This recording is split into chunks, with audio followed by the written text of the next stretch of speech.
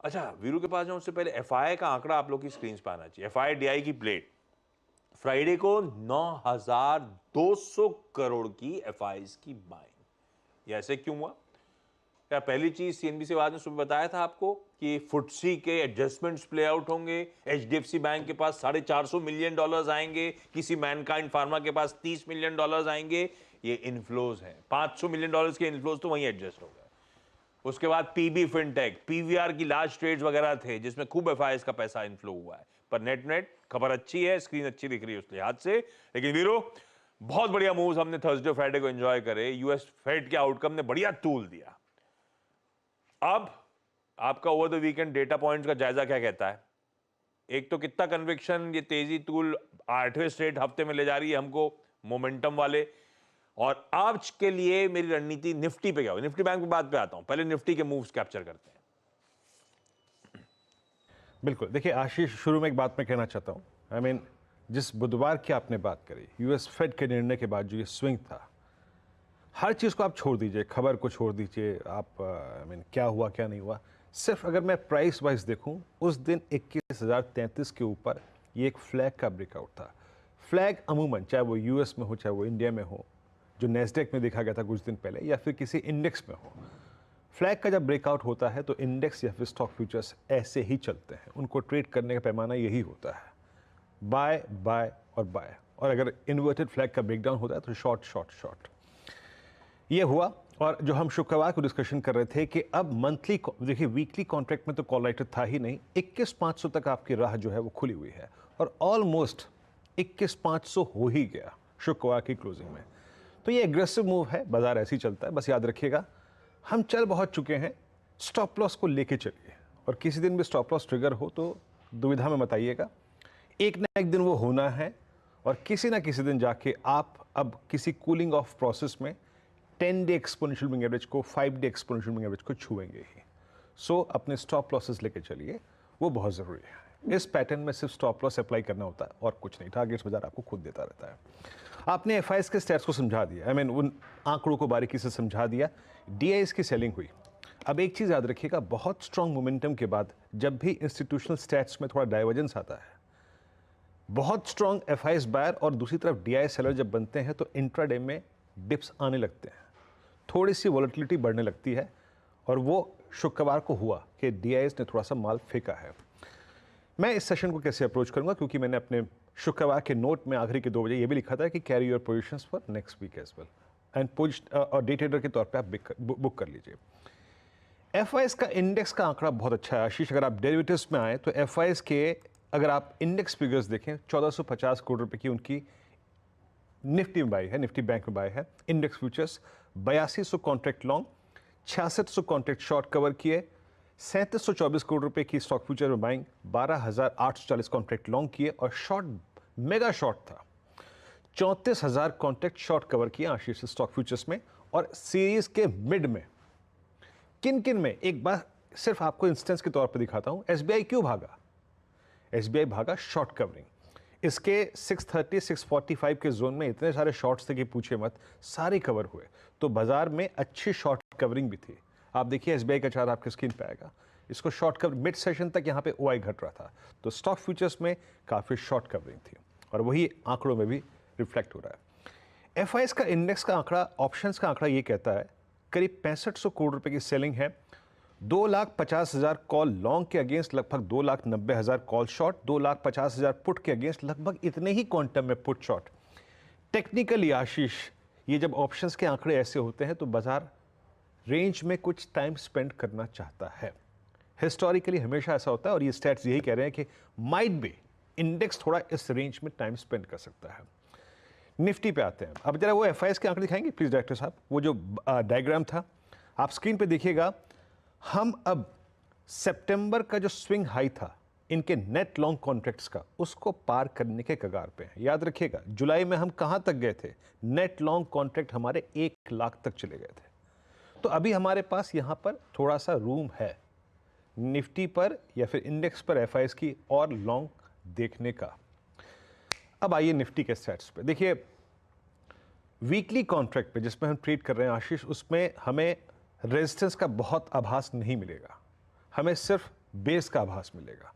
Resistance का आभास हमको लेना पड़ेगा मंथली कॉन्ट्रैक्ट से। 21,500 पे बहुत बड़ा कॉलेटर नहीं है, हार्डली आई थिंक 46 लैक्स, और उसके बाद करीब करीब 21,700 पे 42 लाख का आउटस्टैंडिंग हुआ है। लेकिन बड़ी बात यह है कि दोनों ही कॉन्ट्रैक्ट्स में यानी मंथली प्लस वीकली में 21,300 की और 21,200 की पुट सबसे स्ट्रॉन्गेस्ट ओआई होल्ड करती है।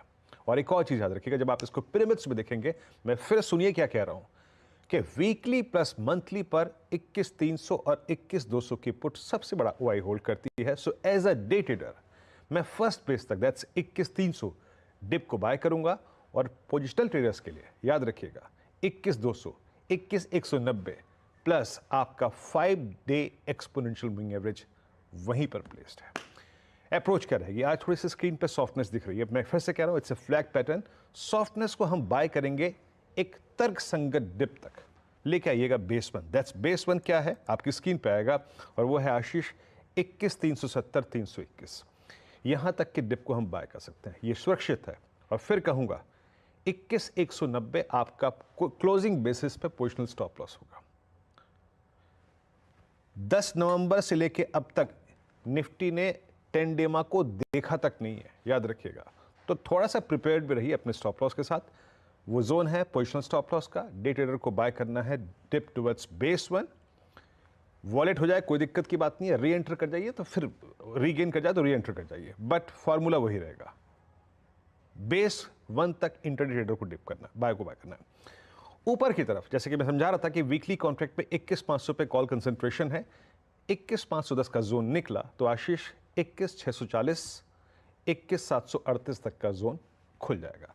ये अप्रोच रहेगी निफ्टी पर आशीष मैं फिर कहूँगा पोजिशनली और डे ट्रेडर्स अपने स्टॉप लॉसेस को लेकर चलिए, और बहुत ज़रूरी है हमें अप्लाई करना, क्योंकि 10 नवंबर से लेकर अब तक हमने कभी भी 10 डेमा को इवन देखा भी नहीं है। आशीष बिल्कुल ठीक है। आपके हाथ में आपके स्टॉप लॉसेस है, आपने हाथ में रिस्क मैनेज करना है, वो स्टॉप लॉसेस पे ध्यान दीजिए।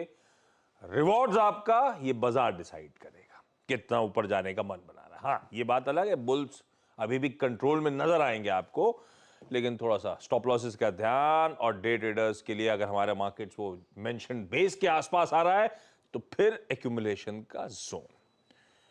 एक बात ध्यान रखिएगा, फ्राइडे को जो बढ़िया मूव्स हमने एंजॉय कर रहे थे उसमें बड़ी रीजन था आईटी का आउट परफॉर्मेंस।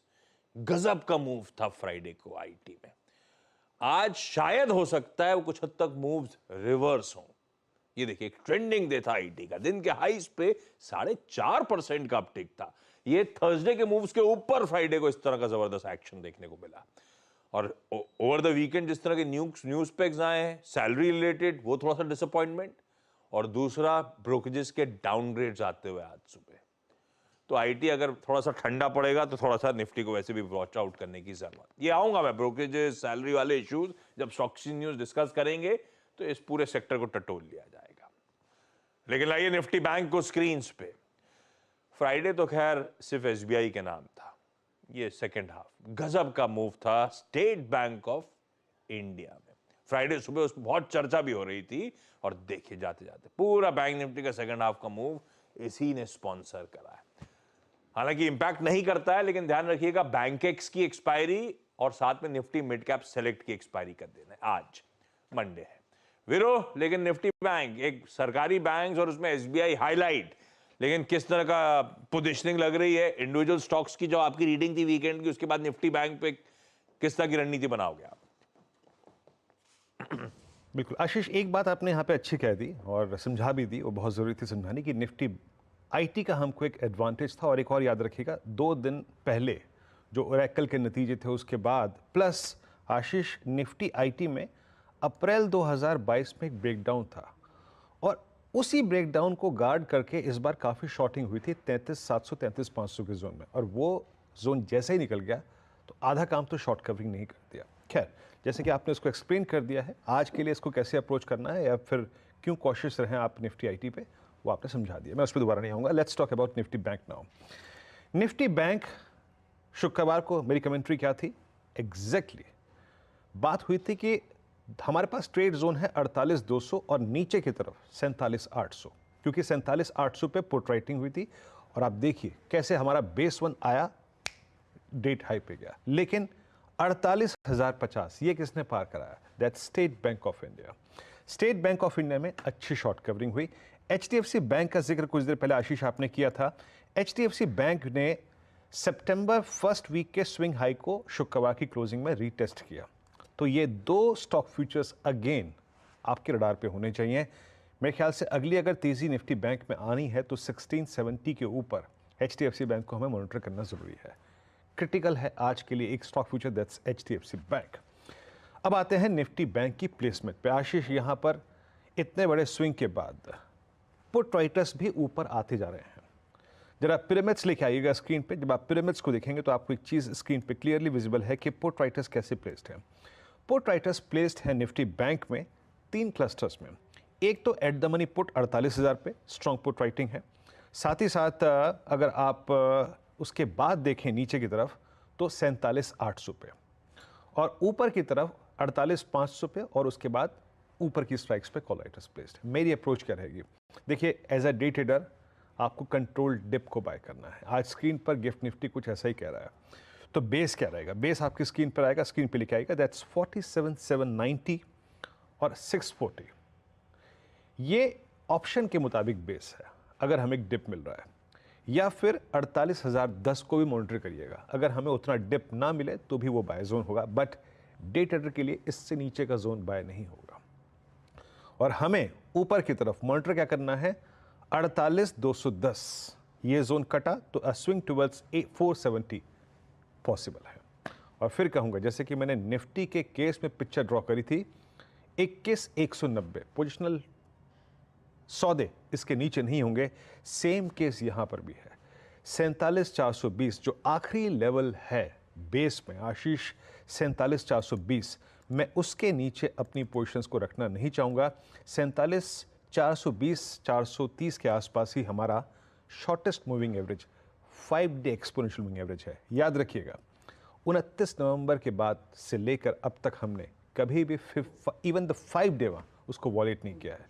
तो अगर वो वॉलेट हो रहा है तो प्लीज़ अपनी पोजीशंस को उस तरफ से उस तरीके से हैंडल कीजिएगा। आशीष, बहुत बढ़िया भाई साहब। इंडिकेशंस हैं कि आपको कंट्रोल्ड डिप को खरीदना है, तो टेक्सचर लार्जली मतलब कि बाय ऑन डिप्स का वो कंटिन्यू होता हुआ हमें अपने भाव पे आए काहे गावा sir, my trade my way.